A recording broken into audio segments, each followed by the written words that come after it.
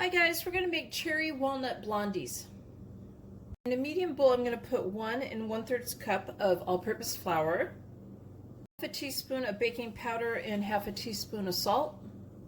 I'm going to whisk this together and I'm going to set this over to the side. So in a large bowl, I have 2 large eggs, a half a cup of granulated sugar, and I'm adding half a cup of light brown sugar that's packed. We're going to beat this for 3 minutes on medium speed. We're going to add 1/3 cup of salted melted butter to this.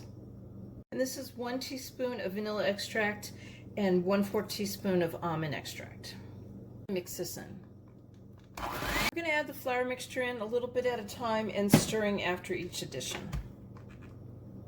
Now I didn't stir it very much, I just stirred it in just a little bit. I don't want to overstir this. Last batch of flour, I stirred it just till I couldn't see the dry flour anymore. I'm going to pour in 1 cup of chopped walnuts.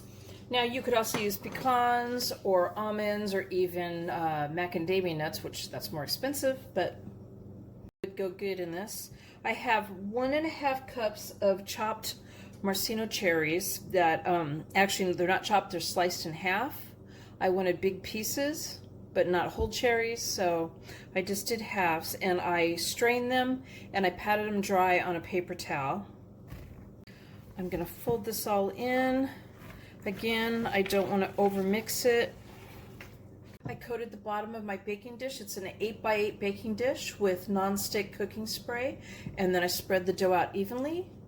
My oven's preheated to 350 degrees, and I'm going to bake this for 30 to 35 minutes, and a toothpick in the center comes out clean. I'm going to let this cool before cutting.